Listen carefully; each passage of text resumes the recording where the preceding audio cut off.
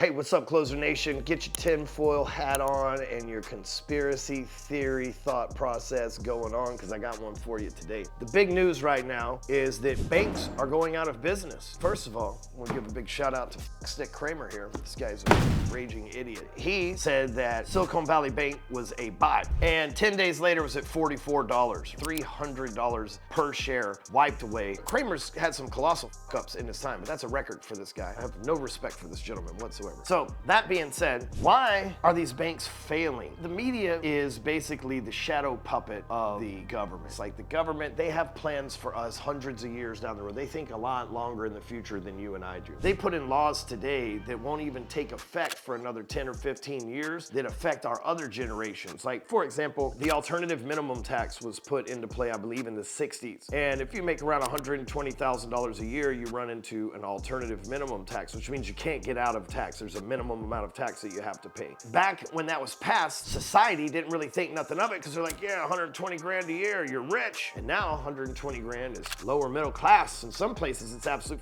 poverty. If you live in San Francisco, you can't even live on 120 grand a year, but you're forcibly taxed. But back then, generations ago, they didn't think much of it because it was such a high number, but now with inflations and generations. So that's how our government thinks. These banks are collapsing, and you think, oh, the banks are collapsing because maybe they made some risky loans, funded all these startup tech stuff. Tech's not going anywhere. Meta's still around, Alphabet's still around, Instagram's still running, Twitter's still on, Rumble's still around. Nothing's going anywhere. These tech startups didn't fail. Now, a lot of them fail to post a profit, but a lot of you don't understand that once you start posting a profit, they start salivating over how much profit you're gonna post. Like Uber is one of those companies that's hardly ever, if ever, posted a profit, because the minute that they start showing a profit, A, you pay taxes on profit, and B, the minute that they start showing a profit, then people will start looking at them as a profit-generating company as opposed to a revenue-generating company like they are right now. So I say all this because these banks are falling apart, and the media, which is the shadow puppet of the government, is telling you that they're falling apart because they made some bad loans. Every loan right now just went bad all in the same 14 day period. No. The media lied to people. Everybody went to the bank and tried to get cash out. First of all, have you ever gone to the bank and tried to get $10,000 in cash? They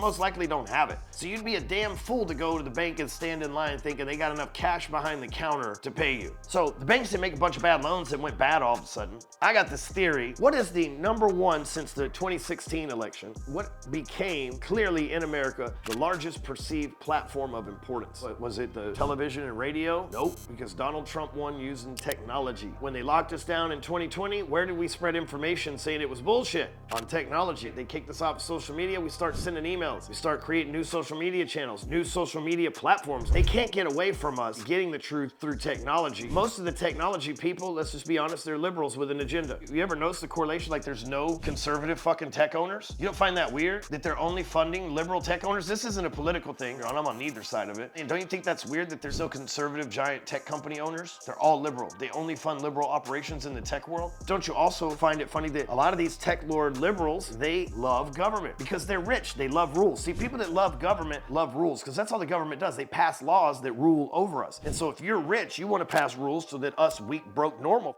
people can't go in and become successful and maybe put you out of business if you're a weak beta male liberal tech lord and some like real dude that's actually hitting the gym, working, being a real leader, coming in and leading things. Then all of a sudden you're changing the mindset of the workers. You're changing the way truth flows on the internet. So the government comes in, and we all know liberals can't run budgets. Democratic city in America is in fucking debt right now. Maybe I'm wrong. Maybe there's one or two that have a positive cash flow coming in. So I say this because clearly they can't run cities. Now we know that they can't run companies and that they've obviously ran a bank, but you start to think, maybe they can run cities. They're just really good at spending money. Maybe they're really good at laundering money. Maybe the government bails out all of the shareholders of this bank and all the shareholders of these tech companies and VC firms. The government just doesn't say, here's money, you're welcome, thank you for being our loyal servants. No, they say, here's money, we own your shit. The media, they're bailing out the taxpayers that have deposit accounts. The paperwork, they are buying a tech company that will be government property just like Twilio. Why do I tell you all of this? Because all this is more federal government overreach into the tech sector so that they can control the information. That is why I believe, and you can take it or leave it, of why these banks are failing and why the government's willing to bail them out. Rise above.